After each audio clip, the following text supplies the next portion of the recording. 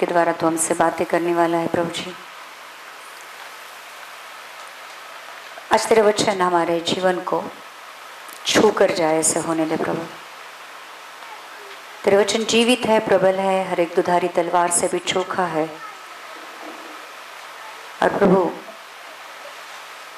जब वो पवित्र आत्मा के सामर्थ से हमारे दिल में उतरता है प्रभु, जो वो कहता है वही करके जाता है। आज फिर एक बार हमारे आत्मिक कानों को खोल दे, हमारी आत्मिक आँखों को खोल दे, ताकि जो कुछ भी आज तो हमें आत्मा के द्वारा तेरे वचन से दिखाने वाला है वो हमारे लिए साफ क्लियर हो और उसे हम ग्रहण कर सके और उसके द्वारा हमारे जीवन को बदल सके। यीशु के नाम से मांगते सब लोग कहेंगे आमीन आमीन। हम लोग परमेश्वर की इच्छा के बारे में बात कर रहे थे और बहुत सारी चीज़ें हम लोगों ने परमेश्वर की इच्छा के बारे में की थी। काफ़ी सारे लोगों की इच्छा ये है कि मैं परमेश्वर की इच्छा को जानूं। जब ये वचन सुन रहे थे और काफ़ी सारे मुझे फ़ोन भी आते हैं कि परमेश्वर की मेरे लिए इच्छा क्या है, हमें जानना है। लेकिन परमेश्वर की इच्छा जानने से पहले कुछ कंडीशंस होती है, कुछ हमारी तरफ से प्रिपरेशन होती है। जैसे ऐसे ही परमेश्वर आएगा नहीं और तुम्हारे ऊपर उसकी इच्छा को प्रकट नहीं करेगा, क्योंकि अगर ऐसा होता है तो फिर परमेश्वर को ढूंढने की किसी को ज़रूरत ही नहीं पड़ेगी, या परमेश्वर की इच्छा जानने की भी किसी को ज़रूरत नहीं पड़ेगी। इसलिए कुछ चीज़ें होती है जो हमें हमारी ओर से परमेश्वर को दिखानी है या परमेश्वर के लिए करनी है। उससे सबसे पहली बात है जो परमेश्वर हमसे चाहता है, उसकी इच्छा हमारे ऊपर प्रकट करने से पहले, कि हमें पाप से दूर होकर पवित्रता के लिए जीना है। क्योंकि परमेश्वर पवित्र है, वो अति पवित्र है और वो पाप को देख नहीं सकता है। क्योंकि आदम को परमेश्वर ने अपने स्वरूप समानता और अपने आत्मा के साथ बनाया था।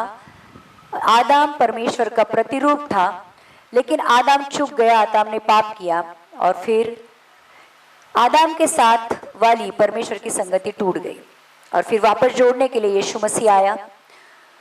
यीशु मसीह पवित्र आत्मा के द्वारा जन्म लिया, पवित्र आत्मा से चला, पवित्रता में मर गया पाप के लिए, और उसके लहू के द्वारा हमारे पापों की क्षमा होती है।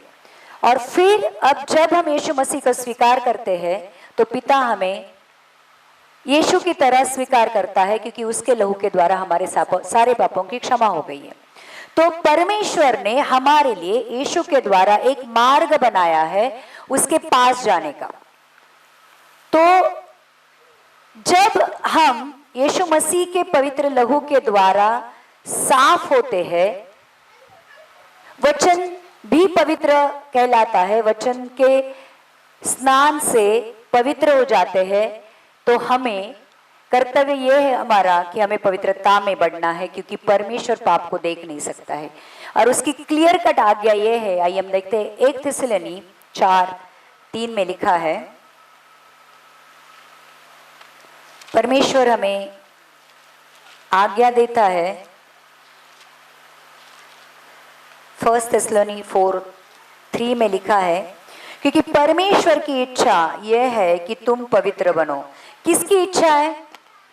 बाकी सारी स्पेसिफिक इच्छा जो तुम्हारे जीवन के लिए प्रकट करने से पहले एक कॉमन इच्छा है उसकी, अपने मसीह लोगों के लिए, अपने बच्चों के लिए, क्योंकि उसने हमें क्योंकि उसने हमें पुत्र के रूप में स्वीकार किया है।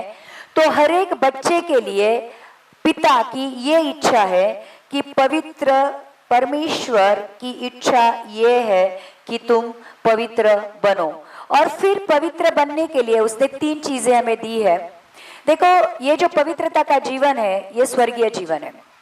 इस संसार के ऊपर शैतान का राज है। जो लोग शैतान के अथॉरिटी के अंदर जीते, वो पाप में जीते हैं। और लोगों को पाप करना कोई बुरी बात नहीं लगती है। पाप हर एक के जीवन खून में है, जीवन का हिस्सा है। लोगों को पाप करना कोई बुरी बात नहीं लगती है। तो हमारा जो परमेश्वर है वो पवित्र है। जब उसकी आत्मा हमारे अंदर आकर रहने लगती है, पाप का हमें गहराई से एहसास होने लगता है। इसलिए ये जो मसीह जीवन है ये स्वर्गीय जीवन है, क्योंकि वह परमेश्वर का वचन कहता है कि तुम इस दुनिया में हो, दुनिया के नहीं हो, आप स्वर्गीय हो, आप स्वर्ग से उतारे गए हुए लोग हो।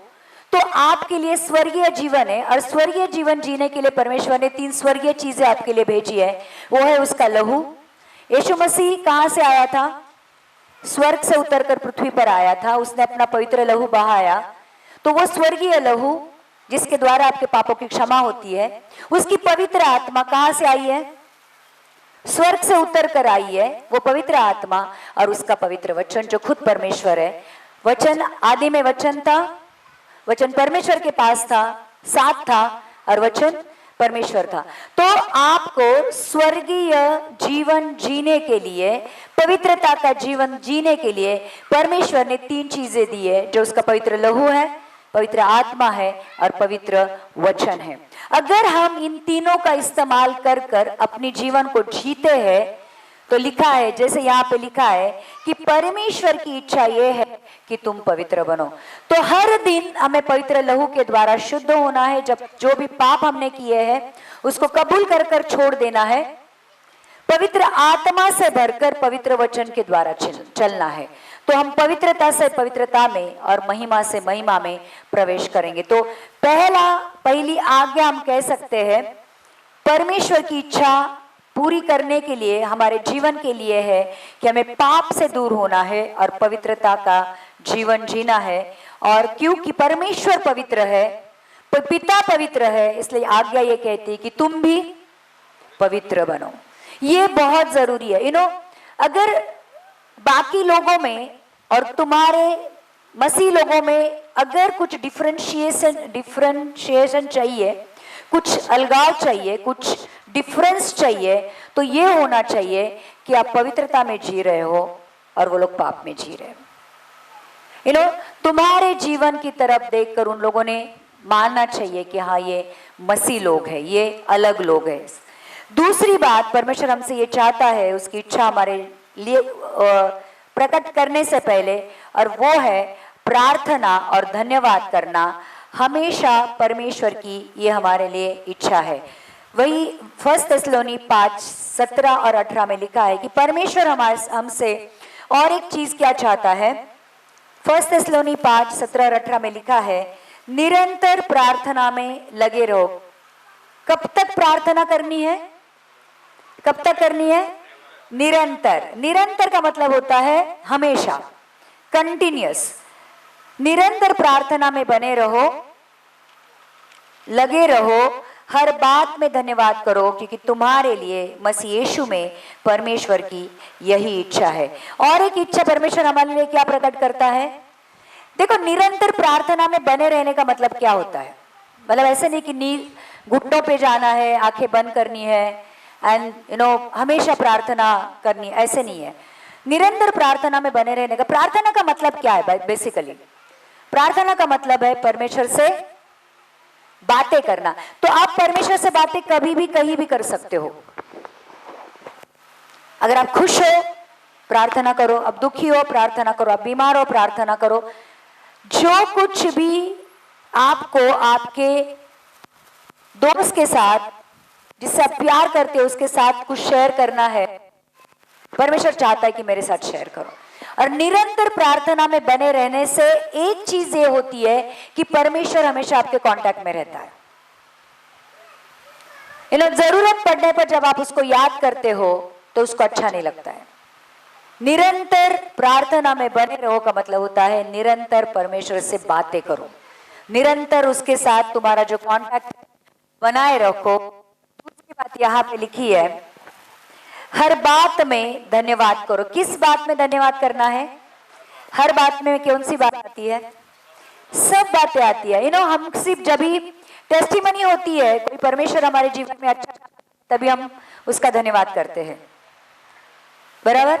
और जब दुख आते तो हम परमेश्वर को कोसते हैं, ये क्या हुआ, ये क्या कर रहा है, ये क्या लेकिन यहाँ पे लिखा है कि हर बात के लिए परमेश्वर का धन्यवाद करना है। आप आज कौन सी भी कंडीशन में क्यों ना हो, परमेश्वर का धन्यवाद करना है, क्योंकि परमेश्वर की आपके लिए यही इच्छा है। जब आप हर एक बात में परमेश्वर का धन्यवाद करते हो तो वचन रोमियो की किताब 8वां अध्याय का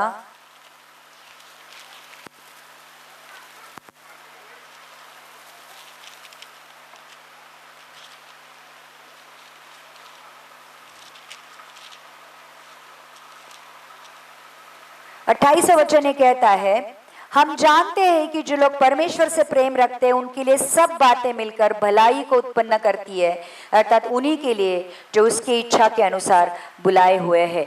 अगर हम हर एक बात में परमेश्वर का धन्यवाद करना सीखते हैं तो वो हर एक बात तुम्हारे लिए भलाई उत्पन्न करती है।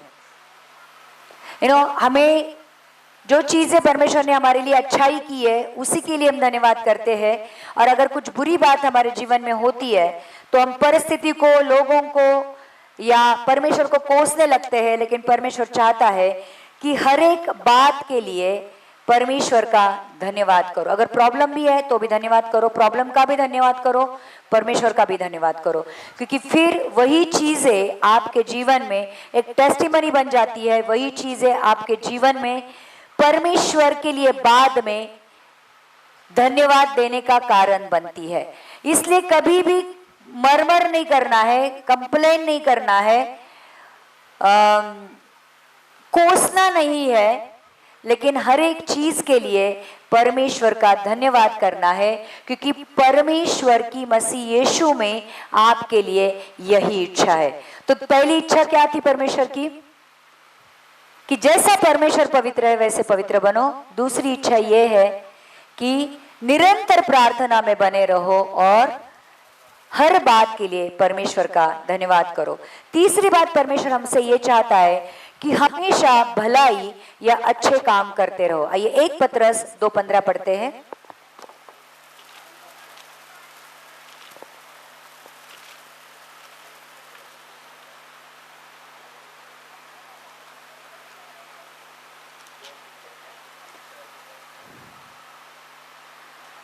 क्योंकि परमेश्वर की इच्छा यह है कि तुम भले काम करने के द्वारा निर्बुद्धि लोगों को अज्ञानता की बातों को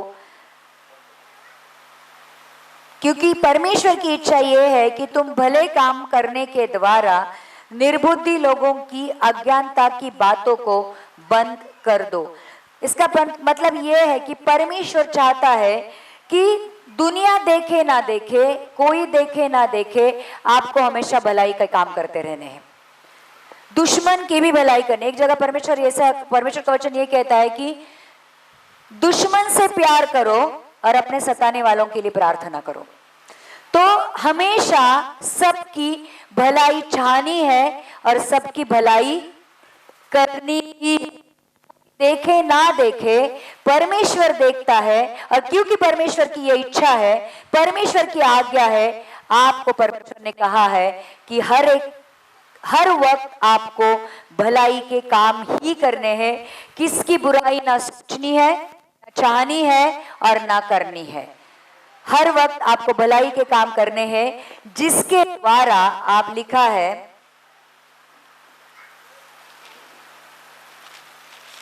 जो अज्ञानी लोग हैं उनके मुंह आप बंद कर सकते हो। जब आप मसीह बन जाते हो तो आपके जीवन के ऊपर हर एक की नजर रहती है। आपका जीवन एक, जैसे मैं हमेशा कहती हूँ कि लोग बाइबल पढ़ नहीं सकते हैं, लेकिन मसीह लोगों को जरूर पढ़ सकते हैं, या मसीह लोगों के जीवन को वो देख सकते हैं। अगर लोग बाइबल नहीं पढ़ सकते हैं तो तुम्हारे भले कामों के द्वारा वो ये देख सकते हैं कि इनमें जो रहता है वो परमेश्वर अलग है। अगर आप दुनिया के जैसे ही बिहेव करते हो, दुनियादारी के जैसे ही काम करते हो, तो आप में और आप और परमेश्वर में कोई फर्क नहीं रहेगा, या मसीह लोगों में कोई फर्क नहीं रहेगा। लेकिन जब आप भलाई करते हो, भलाई के काम करते हो, मत्ती 7 9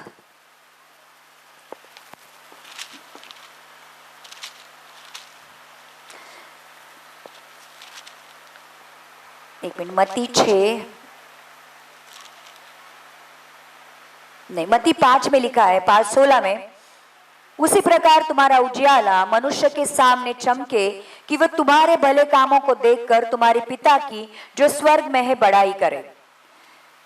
तो आपके लिए परमेश्वर की तीसरी इच्छा यह है कि आपको दूसरों की भलाई ही करनी है और भलाई ही करनी है, और किसी का बुरा ना चाहना है ना करना है, क्योंकि यहाँ पे क्लियरली लिखा है जब लोग आपके भले कामों को देखेंगे तो तुम्हारे पिता की जो स्वर्ग में है बढ़ाई करेंगे या महिमा करेंगे। तो ये 3 चीजें हैं जो परमेश्वर आपसे चाहता है। उसकी इच्छा आपके द्वारा आपके ऊपर प्रकट करने से पहले परमेश्वर आपसे ये चाहता है कि आप पवित्रता में बने रहो। पवित्र, जैसे परमेश्वर पवित्र है वैसे पवित्र बनो। निरंतर प्रार्थना में बने रहो। हर एक बात के लिए उसका धन्यवाद करो। और तीसरी चीज, हमेशा भलाई के ही काम करो, बुराई किसी की मत करो। और कई चीजें हैं जो परमेश्वर आपसे चाहता है कि अगर परमेश्वर को आपके ऊपर उसकी इच्छा को पूरा आपकी इच्छा को प्रकट करना है और आपकी इच्छा, परमेश्वर की इच्छा आपके जीवन के द्वारा अगर पूरी करनी है, तो पहली चीज ये करना है कि आपको परमेश्वर के ऊपर पूरा भरोसा रखना है। एक जगह वचन कहता है कि परमेश्वर के पास आने वालों को ये विश्वास करना है कि वो है और अपने ढूंढने वालों को प्रतिफल देता है। पहली बात, जब आप परमेश्वर के पास आते हो, आपको पूरे मन से ये विश्वास होना चाहिए कि यही परमेश्वर है और इसके अलावा और कोई परमेश्वर है ही नहीं है। जब आप पूरा 100% विश्वास उसके ऊपर रखते हो, तब परमेश्वर उसकी इच्छा आपके जीवन के लिए क्या है वो आपको बता सकता है। तो आपके विश्वास में कोई भी कमी घटी या अल्प विश्वास या छोटा विश्वास नहीं होना चाहिए। आपका पूरा भरोसा या पूरा विश्वास परमेश्वर के ऊपर होना चाहिए। तो परमेश्वर की अगुवाई, परमेश्वर की इच्छा या परमेश्वर की गाइडेंस आपको चाहिए, तो आपको परमेश्वर के ऊपर पूरी तरह विश्वास करना है। भजन संहिता 37:3 में लिखा है,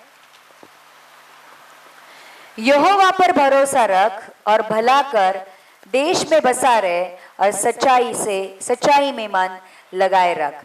तो परमेश्वर हमसे कहता है कि यहोवा पर भरोसा कर। परमेश्वर पर आपका पूरा भरोसा होना बहुत जरूरी है। भला कर, वापस एक बार परमेश्वर हमसे ये कहता है कि भला कर, देश में बसा रहे और सच्चाई में मन लगाए रख। तो अगर ये सारी चीजें हम करते हैं, एक तरह से हम परमेश्वर के पास रहते हैं, और जो परमेश्वर के पास रहता है उसके ऊपर परमेश्वर अपनी इच्छा को प्रकट करता है। तो उसके पास आने वालों को ये विश्वास करना चाहिए कि वो है। काफी सारे लोगों को फिर भी मन में रहता है कि परमेश्वर है या नहीं। जिसके ऊपर हम भरोसा करते हैं वो सच में परमेश्वर है या नहीं। जब हम ये परमेश्वर के पास आते हैं, हमारे मन में 100% भरोसा होना चाहिए कि वो है और अपने ढूंढने वालों को प्रतिफल देता है। आमीन। तो पहली चीज वो कहता है कि यहोवा पर भरोसा रख, धर्मी जन विश्वास से जिंदा रहेगा, ऐसे लिखा है। आपके जिंदा रहने की वजह क्या होनी चाहिए मालूम है? परमेश्वर के ऊपर भरोसा। अगर आप जिंदा हो आज, तो आपकी जिंदा रहने की वजह परमेश्वर होना चाहिए, परमेश्वर के ऊपर का विश्वास होना चाहिए, क्योंकि वचन ये कहता है धर्मी विश्वास से जिंदा रहेगा। हर समय हर परिस्थिति में लगातार विश्वास में बने रहना है। और एक चीज परमेश्वर का वचन ये कहती है कि जो आखिर तक विश्वास में बने रहेगा वही उद्धार पाएगा। उद्धार एक ऐसी चीज है जिसके लिए आपको हर दिन काम करना है। उद्धार एक दिन का काम नहीं है, एक समय का काम नहीं, एक साल का काम नहीं है। अगर आपको उद्धार में बने रहना है तो आपको परमेश्वर के विश्वास में बने रहना है, और अगर विश्वास में बने रहना है तो आपको वचन में बने रहना है। क्योंकि विश्वास किससे बढ़ता है? वचन पढ़ने से वचन सुनने से और परमेश्वर के वचन सुनने से। तो एक तरह से अगर विश्वास में बने रहना है तो हमें वचन में बने रहना है। दूसरी बात परमेश्वर हमसे कहता है कि परमेश्वर में हमेशा आनंद करना है। परमेश्वर को अपने सुख का या आनंद का उगम या स्रोत बनाना है। स्रोत का मतलब होता है उगम। तुम्हारे आनंद का कारण क्या है? काफी बार मसीह में होने के बावजूद भी जब तकलीफें आती है, प्रॉब्लम्स आती है, बीमारी आती है या बुरी परिस्थितियां आती है, हम निराश हो जाते हैं, हम उदास हो जाते हैं, हमारा भरोसा, हमारा विश्वास थोड़ा सा डगमगाने लगता है।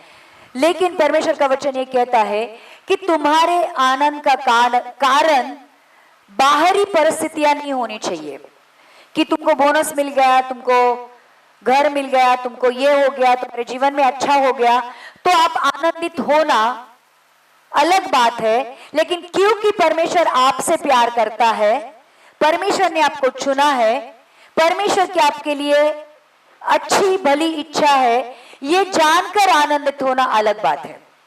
परमेश्वर आपके जीवन में होना ये आपके आनंद का कारण होना चाहिए और परमेश्वर का आनंद आपकी ताकत होना चाहिए। तो यहाँ पे लिखा है, आइए देखते भजन संहिता 37:4 में लिखा है, यहोवा को अपने सुख का मूल जान और वह तेरे मनोरथों को पूरा करेगा। यहोवा को अपने सुख का मूल जान, हमारे आनंद का कारण, हमारे सुख का कारण यहोवा या परमेश्वर होना चाहिए। अगर आनंद मनाना है तो इस बात का मनाना है कि परमेश्वर मेरे जीवन में है और मैं परमेश्वर के जीवन में हूं। परमेश्वर की इच्छा, मैं परमेश्वर की इच्छा में हूं, मैं परमेश्वर की नजर में हूं, मैं परमेश्वर के हृदय में हूं, ये जानकर हमें आनंद मनाना है। बाहरी चीजों से आनंद करना वो टेम्पररी होता है, लेकिन एक परमानेंट आनंद का स्रोत उगम आपके जीवन में ये होना चाहिए कि परमेश्वर मुझसे प्यार करता है, उसने पहले मुझसे प्यार किया। तो परमेश्वर में आनंद करना मतलब हर वक्त उसकी इच्छा जानने के लिए उत्सुक या अधीर रहना और उसकी इच्छा पूरी करने के लिए इच्छा दिखाना और उसे पूरी भी करना। हर वक्त हर समय हमारे अंदर एक प्यास, एक आग होनी चाहिए कि मेरा अस्तित्व जिस परमेश्वर की वजह से है, जिसकी इच्छा पूरी करने के लिए मैं इस दुनिया में आया हूं, उसकी मेरे लिए क्या इच्छा है। छोटी छोटी चीजों में भी परमेश्वर आपके द्वारा काम करता है, लोगों के जीवन में, या छोटी छोटी चीजों में भी परमेश्वर आपका इस्तेमाल कर सकता है। अगर उदाहरण के तौर पर अगर मैं दूं तो काफी सारे पेशेंट मेरे पास आते हैं, मैं डॉक्टर हूं तो मेडिसिन के लिए आते हैं कि ये बीमारी है, वो बीमारी है। लेकिन काफी सारे लोगों को ये मालूम है कि मैं डॉक्टर के साथ पास्टर भी हूं, मतलब मैं चर्च चलाती हूं।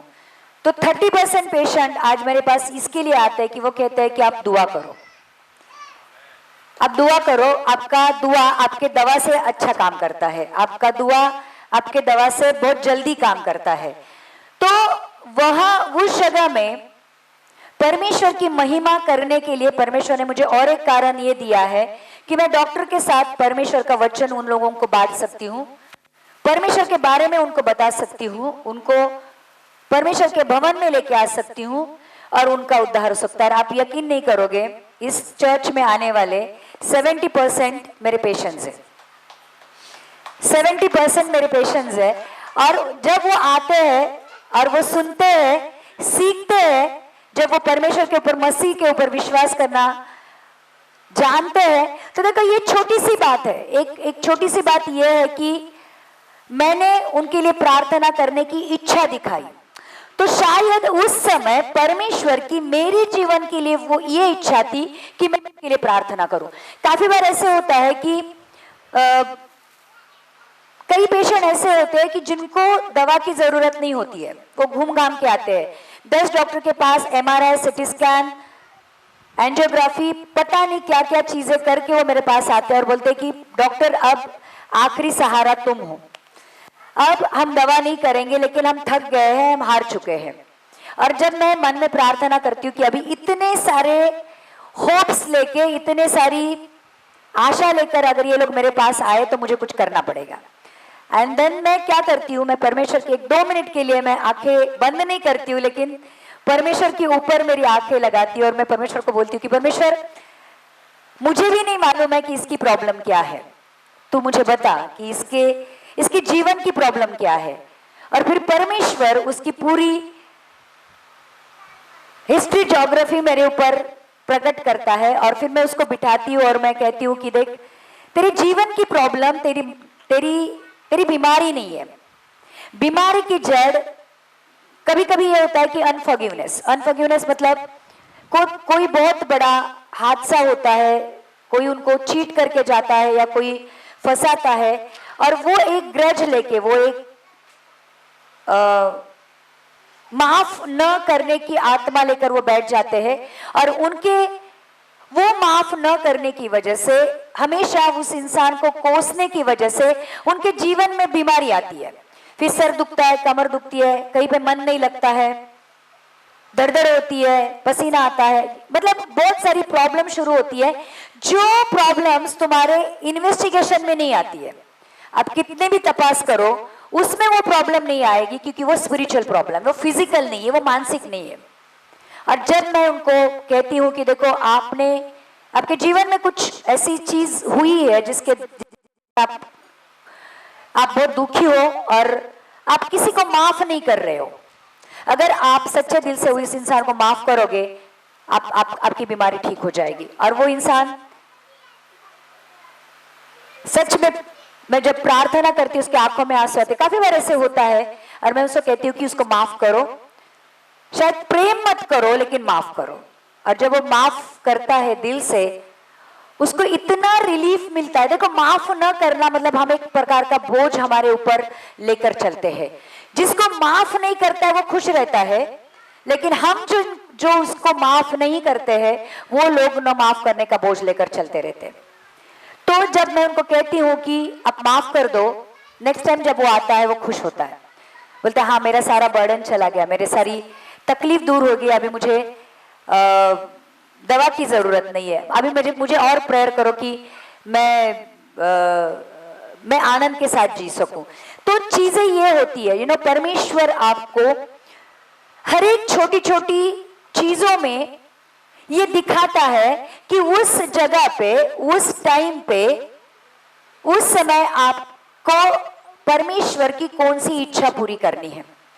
और ये कब होता है? जब हम पवित्रता में बढ़ते हैं, जब हम निरंतर प्रार्थना में रह गए रहते हैं, जब हम हमेशा धन्यवाद के हृदय रखते हैं और जब हम भलाई ही करना चाहते हैं।